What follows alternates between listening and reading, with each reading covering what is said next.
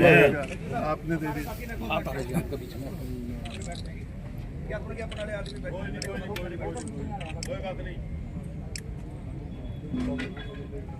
Sir ये तो है उनके कार्य क्षेत्र की मांगे उन्होंने पूरी करनी है। जो माननीय प्रधानमंत्री को उन्होंने लिखना है हमारी मांगों के बारे में वो लिखना है। तो ये जो धान घोटाले वाली चीज है उसका एक एग्जाम्पल हमारे जो यहाँ संबोधन करेंगे आप लोग भी अपने 3 दिन के। देखिए जो ट्रेड हुआ है ये किसान हित में नहीं है, क्योंकि किसान जो हिंदुस्तान का किसान है वो मारा जाएगा, क्योंकि जब सस्ती चीज बाहर से आएगी तो किसान की जो फसल है वो कहाँ बिकेगी। जिस तरह से दूध दही इनके ऊपर भी जो ट्रेड लगाया जा रहा है उसके हिसाब से हमारा दूध मक्खन घी दही कहाँ जाएगा।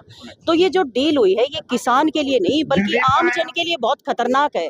तो इसलिए सरकार को एक बार सोचना चाहिए, मोदी जी को एक बार अपने किसान के हित में इस बात के ऊपर सोचना चाहिए। सर्वजातीय सर्वखाप महिला महापंचायत किसान के साथ खड़ा है, क्योंकि ये लड़ाई केवल किसान की नहीं है, ये आम जन की लड़ाई है।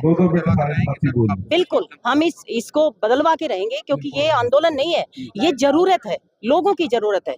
क्योंकि किसान नहीं बचेगा तो देश नहीं बचेगा, ये सोचना पड़ेगा। अपील भी है, निवेदन भी है, बेनती भी है। 3 दिन का पड़ाव था किसान मजदूर संघर्ष मोर्चा, किसान मजदूर संघर्ष मोर्चा का जो हमारा 3 दिन का पड़ाव था उसमें हमारी मांग जो स्मार्ट मीटर जो सरकारें लगा रही हैं उनके विरोध में हमने पहले भी प्रदर्शन किए हैं और एडीसी साहब को हमने ज्ञापन में बताया कि ये स्मार्ट मीटर हमारे क्षेत्र में हरियाणा के अंदर नहीं लगने चाहिए और इसके लिए हरियाणा के सभी मांगों के प्रति हमें आश्वस्त किया गया।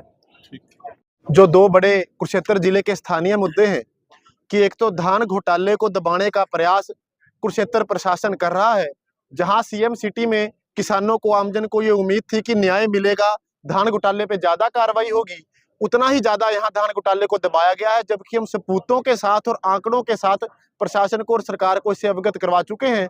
जैसा कि मैंने एडीसी साहब को भी बताया था कि 3,15,000 एकड़ में धान कुरुक्षेत्र जिले में लगता है, पिछले साल भी लगा, इस साल भी लगा, लेकिन अब की बार केवल 2.5% धान कम खरीद हुआ मंडियों के अंदर सरकारी आंकड़ों में, जबकि 40% तो प्रोडक्शन कम थी और 80,000 एकड़ रेवेन्यू डिपार्टमेंट ने तस्दीक कर दिया कि बाढ़ और फिजी वायरस के कारण खराब था। तो ये 50% धान यूपी बिहार से ला करके राइस मिलरों ने खाद्य पूर्ति विभाग और हैफेड के साथ मिलकर के घोटाला करके सरकार को चंपत लगाई। और दूसरी ओर जो मुआवजा सरकार ने देना था बाढ़ का और फिजी वायरस का, वो भी एक बड़ा वाहियात सा कारण देके काट दिया कि पटवारियों ने फोटो गलत अपलोड कर दी है। अगर पटवारी ने फोटो गलत अपलोड कर दी है तो उसमें किसान की कहाँ गलती है। और दूसरा, पटवारियों को हड़ताल होते ही बहाल भी कर दिया, लेकिन किसान को मुआवजा नहीं दिया गया। तो सरकार इस पर भी संज्ञान ले, जो बाढ़ से और फिजी वायरस से हमारे क्षेत्र में खराबा हुआ है उसका तुरंत प्रभाव से मुआवजा जारी करे। आज यहाँ पर हमारा जो 3 दिन का पड़ाव था उसको लेकर आज यहाँ पर आज इस पड़ाव की समाप्ति होगी और अगले आंदोलन की रूपरेखा बनाई है।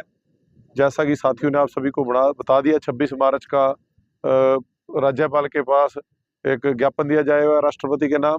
और हमारी अपील है सरकार से, केंद्र सरकार से, जो ये अमेरिका की डील हुई है ये बिल्कुल किसानों के लिए और यहाँ के छोटे व्यापारी के लिए और इस पूरे देश के नागरिकों के लिए बहुत ही खतरनाक है। इसको सरकार रद्द करे, नहीं तो इसके खिलाफ देशव्यापी आंदोलन के लिए एक शुरुआत, एक जगाने का काम इस पड़ाव ने किया है और ये आंदोलन पूरे देश तक जाएगा, ऐसा हमें विश्वास है और उसी को लेकर अगली रूपरेखा यहाँ से बनाई गई है।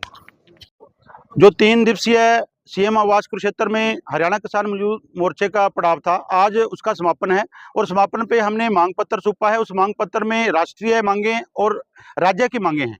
राज्य की मांगों में हमने जो मांगे रखी है, माननीय मुख्यमंत्री को आपके चैनल के माध्यम से अपील करते हैं उनको तुरंत प्रभाव से लागू किया जाए और ट्रेड डील के जो खिलाफ हम कहते हैं माननीय मुख्यमंत्री प्रधानमंत्री को पत्र लिखें, वो किसी तरह का समझौता ना हो। हमारी जो दूसरी मांग, इसमें मुख्य मांग है किसान और मजदूर की संपूर्ण कर्जा माफी है।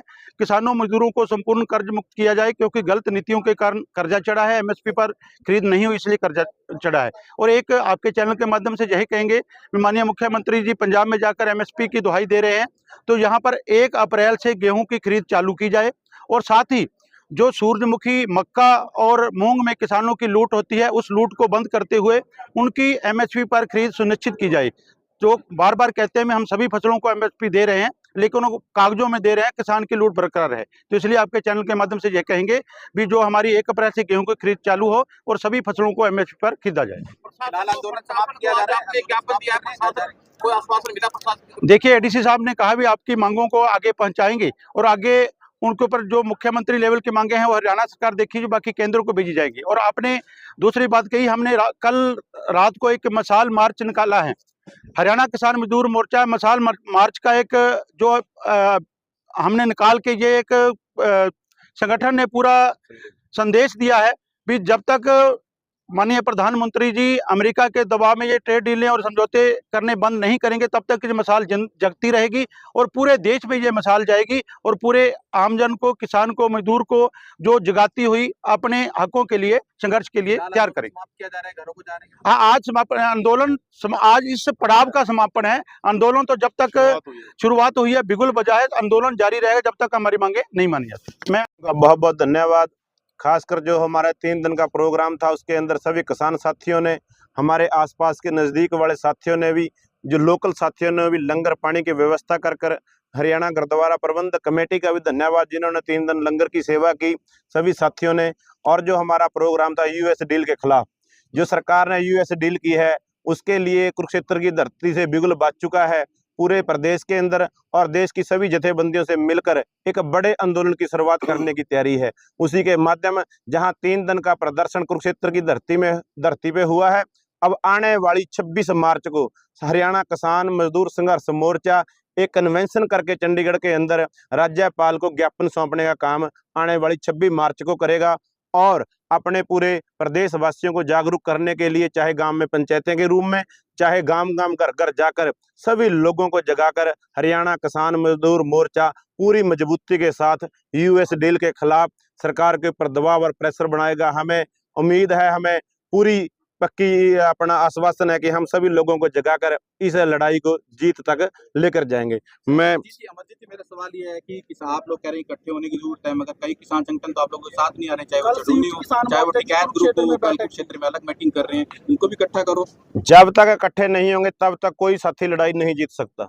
जहां पहले भी बातचीत हुई है, आगे भी ये हम बातचीत जारी रखेंगे निरंतर। ठीक है, कोई करना चाहे ना करना चाहे, लेकिन हरियाणा किसान मजदूर संघर्ष मोर्चा अपनी तरफ से कोई कोर कसर नहीं छोड़ेगा। सभी साथियों को, चाहे वो मजदूर संगठन है, चाहे व्यापारी संगठन है, कोई भी लोग हैं जो सरकार के खिलाफ लड़कर इस आंदोलन के अंदर ईमानदारी से जो लड़ना चाहेंगे, उन सब साथियों के पास भी जाएंगे, मीटिंग भी करेंगे, कोई कसर नहीं छोड़ेंगे। हमें पूरी उम्मीद है हम अपने भाईचारे को इस लड़ाई में साथ मिलकर लेकर आने में कामयाब होंगे। ट्रेड डील रद्द करवाकर रहेंगे क्योंकि बैकफुट पर सरकार है किसान आंदोलन। बिल्कुल, जब हम पूरी अपनी इच्छा शक्ति मजबूत दृढ़ संकल्प के साथ लड़ेंगे तो क्यों नहीं जीतेंगे, बिल्कुल जीतेंगे। पहले भी जीते हैं, आगे भी जीतेंगे। साथी सिंह नथवान है, मैं पगड़ी संभाल जट्टा किसान संघर्ष समिति हरियाणा का प्रदेश का अध्यक्ष हूँ और इस मोर्चे का हम हिस्सा है।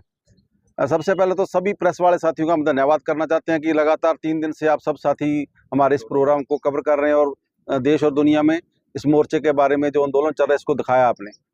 अभी जो ये 3 दिन का सफलतापूर्वक आंदोलन चला, आपने देखा होगा कि जैसे दिल्ली के बॉर्डरों पर किसान बैठे थे, वैसे ही मुख्यमंत्री आवास के सामने किसानों ने 3 दिन से ये डेरा लगाया हुआ था। 3 दिन का ये हमारा कार्यक्रम था, तो उसमें अलग अलग मुद्दे हैं और सब साथी अलग अलग मुद्दों पे बात रखेंगे। मैं सबसे पहले तो जो किसानों के ऊपर मुकदमे हैं उन पे बात रखना चाहता हूँ। अभी हमने एडीसी साहब को इसके अवगत भी कराया कि सरकार तक हमारी ये बात पहुँचाएं। आंदोलन के दौरान विभिन्न जिलों में अलग अलग किसानों पे मुकदमे सरकार ने दर्ज कर रखे हैं। जब सरकार से हम मीटिंग करते हैं तो सरकार ये कहती है कि हमने मुकदमे वापस ले लिए, मगर वो वापस नहीं किए जा रहे। हम आज हमारी मांग थी वो मुकदमे भी वापस लिए जाएं और आज इस मोर्चे ने ये भी फैसला किया कि हम चाहते हैं कि ये लड़ाई एक बड़ी लड़ाई है, इसको साझे तौर पे लड़ना चाहिए। हम आपके चैनल के माध्यम से तमाम संगठनों को से निवेदन करना चाहते हैं कि साझे तौर पे हमें मैदान में आना पड़ेगा यदि हमने खेती और किसानी बचानी है। इसमें मजदूरों की भी मांग थी, जिसमें मजदूरों की मनरेगा बंद की। हम चाहते हैं मजदूर और किसान इकट्ठे होकर लड़ेंगे। बाकी मेरे साथी अमरजीत मोड़ ये बात रखेंगे।